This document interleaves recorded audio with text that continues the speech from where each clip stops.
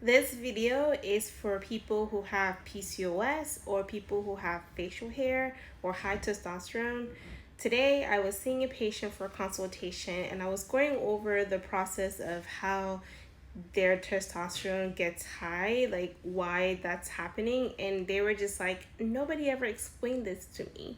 So I'm going to attempt to explain it to you guys in a very simple way. It's a complex concept, but it's simple. So we're going to do some drawings, okay? So just bear with me. Okay, so if you have PCOS, a lot of times the PCOS is caused by insulin resistance.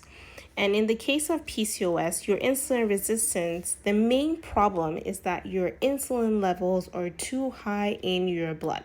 Okay, and so when you have high insulin in your blood, it's going to inhibit or block this hormone called aromatase. Aromatase, its job is to convert testosterone to estrogen. So if this part is blocked, then you're going to have high testosterone, right? And so that is why your testosterone levels are high. So you can have testosterone levels high, but it's not affecting your ovaries. But for some people, it will then cause them to have cystic ovaries. I hope that makes sense. And so what I was telling my patient is that in order for her to lose weight, in order for her testosterone levels to become normalized, her insulin levels needs to become normalized. So right now she has high insulin, which is causing her to eventually down the line causing her to have high testosterone. So her insulin levels need to go down, okay? And the main way to get your insulin levels to go down, there are two ways. First is what you're doing.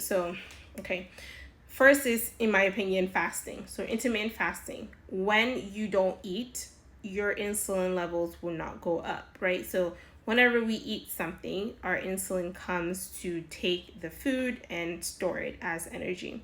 And so if you're not eating, then your body is going to have to look for other means of fuel.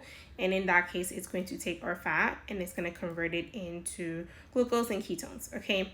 And so what I recommend to my patients who come in who have PCOS, I usually tell them, for them, intermittent fasting is going to be done in the morning. So not skipping breakfast, it's going to be like 9 to 4. That's going to be your eating window, for example. Now, the other problem that I see is that a lot of people also have high cortisol. And I was explaining to my patient that if your cortisol levels are high, your insulin levels are not going to go down. And the reason is that cortisol, when it's high, it's going to make the body produce glucose. And if there's glucose in your blood, then your body is going to produce insulin to deal with the glucose. And as long as your body is producing insulin, it's never going to let go of fat stores. So you can't lose weight if you're stressed. If your cortisol levels are high, you cannot lose weight.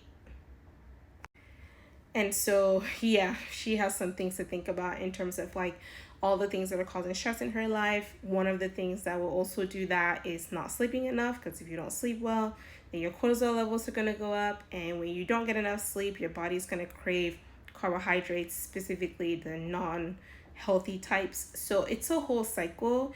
And she was just like, you need to do a presentation or a class on this. So I was like, okay, I'm going to come on here and talk to you guys about it. But I am creating a course on this whole thing. And it's going to be called the Insulin Resistance Diet. That's what I'm calling it, because people need to learn how insulin resistance works and how to reverse it. And so if you're interested in that, I will have a waiting list in my bio. You can just go there, put your email, and when it's ready, I will let you guys know about it. But I hope that was helpful. If you have more questions about insulin resistance as it pertains to PCOS or any other condition, like just ask me, and if I know, I'll answer it for you. Okay?